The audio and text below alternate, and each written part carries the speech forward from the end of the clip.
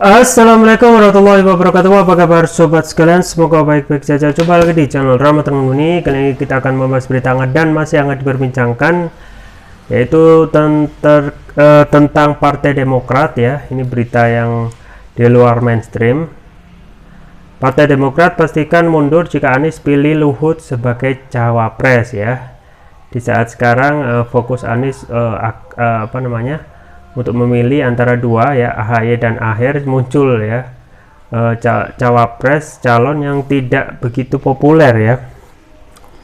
Nah, ini yang dilansir oleh fajar.co.id. Partai Demokrat pastikan mundur jika Anies pilih Luhut sebagai cawapres. Langsung saja kita baca dan kita ulas. Fajar.co.id Jakarta, politisi Partai Demokrat Yan Harahap menyebut Demokrat akan mundur jika bakal cawapres dari Partai Nasdem Anies Baswedan memilih Menteri Koordinator Bidang Kemaritiman dan Investasi Indonesia Luhut Binsar Panjaitan sebagai pendamping.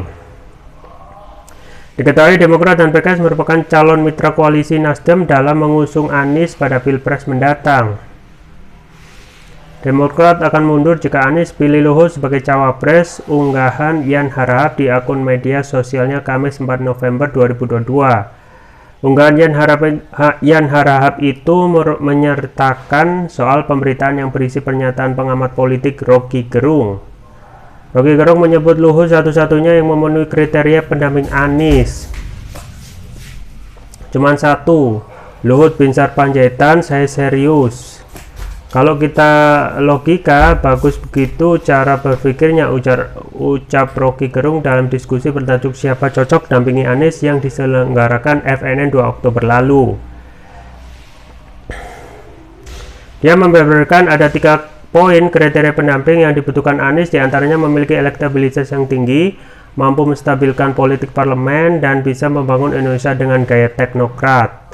Menurutnya, orang yang mampu berkontribusi dalam memenangkan Anies adalah yang berasal dari wilayah sekuler, bukan dari elektoral Anies. Begitupun pendamping yang mampu menertibkan begundal-begundal DPR adalah orang yang pernah menjadi koboi. Orang yang mampu menambahkan elektabilitas harusnya datang dari wilayah yang bukan elektoral Anies, bukan dari wilayah Islam, harus dari wilayah sekuler. Orang yang mampu untuk menertibkan koboi-koboi politik juga harus pernah jadi koboi, bebernya. Kemudian kata pria kelahiran Manado ini yang mampu membangun Indonesia dengan gaya teknokrat adalah orang yang pernah di pemerintahan. Ya, sobat sekalian, jadi ini memang di luar mainstream gitu ya.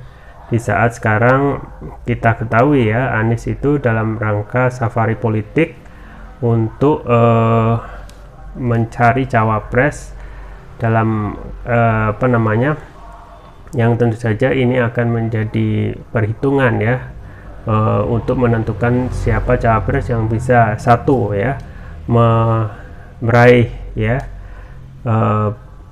yang dapat merengkuh perolehan suara yang signifikan, yang kedua tentu saja memenangkan Pilpres 2024. Nah, kalau kita ketahui ya tentang opini dari Rocky Gerung ini menarik gitu ya, bahwasanya dia berpendapat bahwasanya Luhut itu satu-satunya memenuhi kriteria pendamping Anies, karena dia dari mempunyai 3 poin kriteria pendamping yang dibutuhkan Anies, diantaranya memiliki elektabilitas yang tinggi ya. Nah, ini juga patut dipertanyakan, elektabilitas ini apa sudah pernah dilakukan survei gitu ya. Yang kedua, mampu menstabilkan politik parlemen ya, dan bisa membangun Indonesia dengan gaya teknokrat ya. Nah, masalahnya kalau digeber di polling, apakah kita ataupun warganet itu akan setuju kalau Anies itu nanti ya, kalau jadi berdampingan dengan Luhut itu benar-benar akan mempunyai kapasitas untuk menang gitu ya. Kalau dari segi administrasi pemerintah, dia juga sudah pernah gitu ya, dan saat ini menjabat Menko Marinvest ya, mungkinlah mempunyai pengalaman yang mumpuni ya untuk melakukan untuk membuat kebijakan-kebijakan. Tapi ingat gitu ya, track record Luhut Binsar Panjaitan itu sendiri gitu ya, banyak sekali ya kebijakan-kebijakan itu yang kalau kita telusur ya dari berita pemberitaan di media sebelumnya itu memang jauh banyak sekali pertentangan ya, pro kontranya gitu ya. Misalnya pada saat kemarin ya, pada saat COVID itu ya, apa namanya, kebijakan seputar COVID itu terkait COVID itu banyak penentangannya. Misalnya penetapan PPKM gitu ya, penetapan PPKM yang tidak selaras atau tidak tepat di suatu wilayah ya. Kemudian pembatasan bagi usia yang lanjut itu tidak boleh keluar ya, padahal kita ketahui usia Pak Luhut itu berapa gitu ya.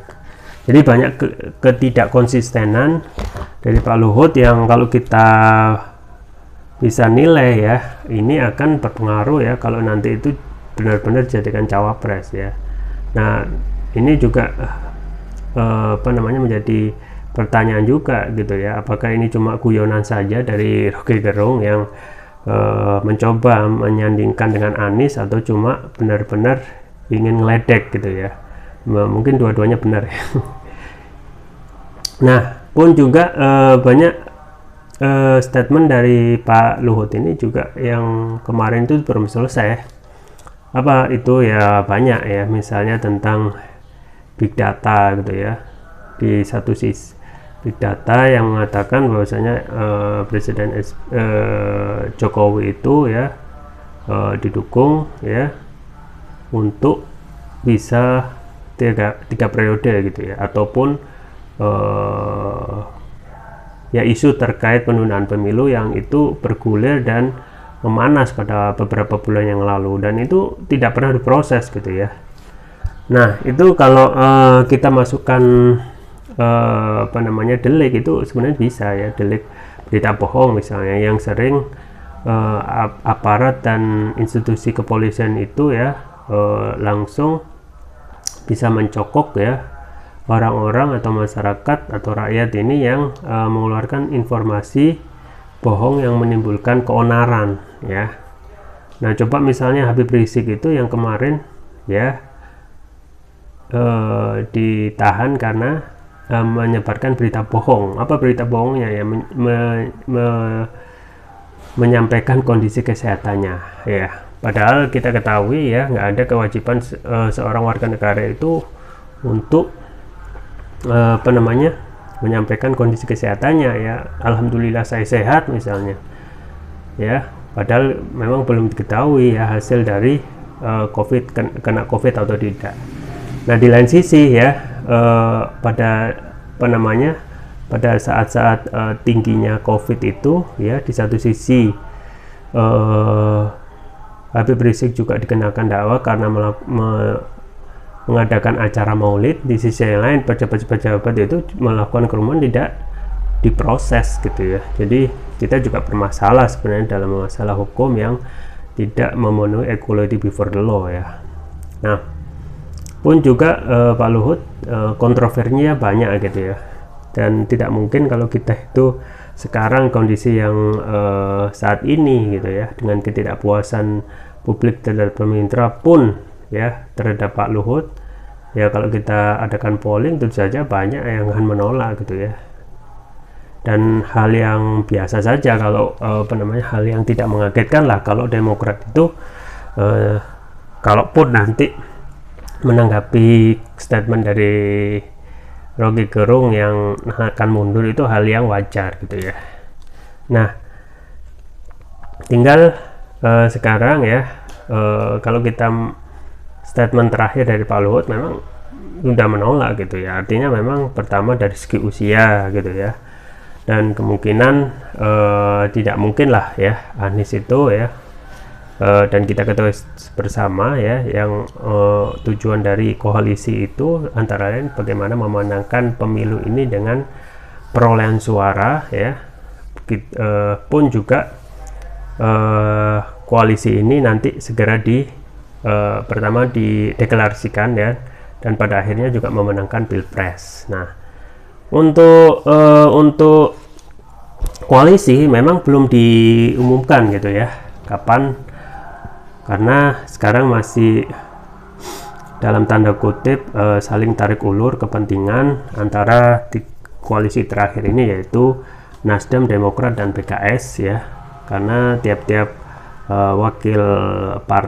tiap-tiap partai ya koalisi itu ya dalam tanda kutip memaksakan ataupun menginginkan ya orangnya itu masuk sebagai cawapres ya.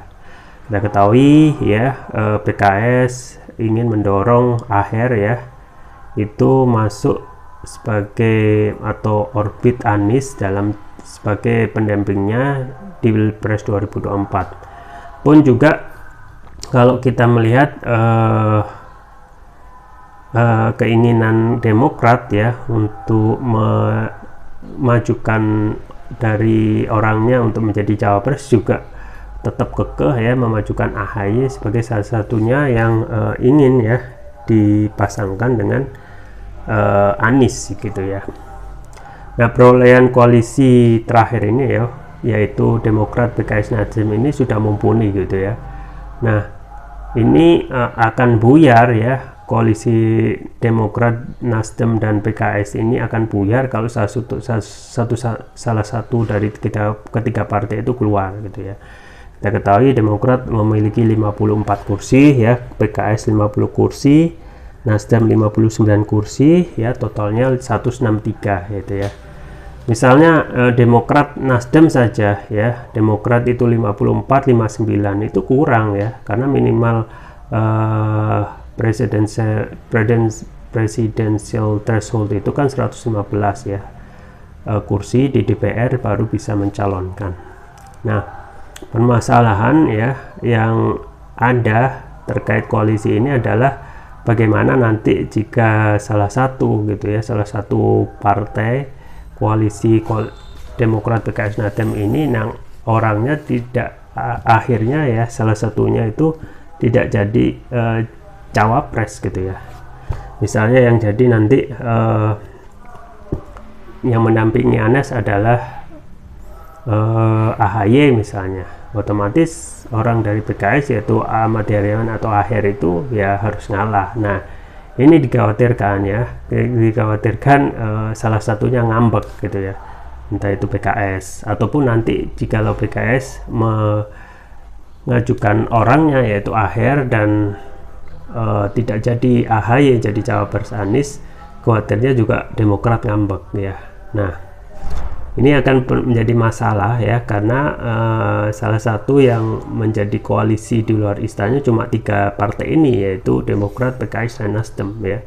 Selain itu ya semuanya adalah koalisi bentukan istana ya. Kita ketahui KIB 148 kursi itu ya, Golkar ya, koalisi KIB itu Golkar 85 kursi, PAN 44 kursi, P3 19 kursi. Jadi totalnya 148 kursi itu memang masih belum mencalonkan capresnya gitu ya. Nah, kemungkinan yang paling dekat ya itu adalah anak mahkota dari istana yaitu Ganjar gitu ya. Ganjar dan kalau PDIP kan sudah mempunyai satu golden ticket 128 kursi, itu tidak perlu berkoalisi ya. Tapi dalam partai kan tujuannya harus menang gitu ya, dan pemenang itu perlu ada dukungan ya, tidak mungkin sendirian gitu ya, itu dalam pilpres nanti gitu ya. Misalnya menyalonkan Puan ya, sedangkan Puan kita ketahui sendiri dari berbagai survei elektabilitasnya sangat kurang gitu ya. Nah, akhirnya nanti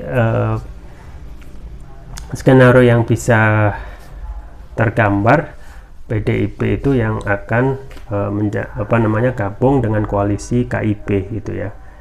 Di PDIP 128 kursi, kemudian KIB 148 kursi ya, kemudian memajukan Ganjar sebagai capresnya.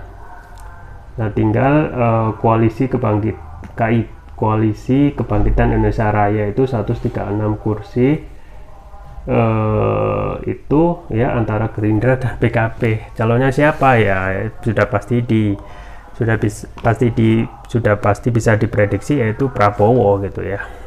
Nah, kita tunggu saja ya apakah untuk koalisi terakhir yaitu Demokrat, PKS dan Nasdem ini salah satunya harus ada pihak yang mengalah ya untuk benar-benar menjadikan salah satu koalisi di luar istana. Itu saja yang bisa saya sampaikan, semoga bermanfaat.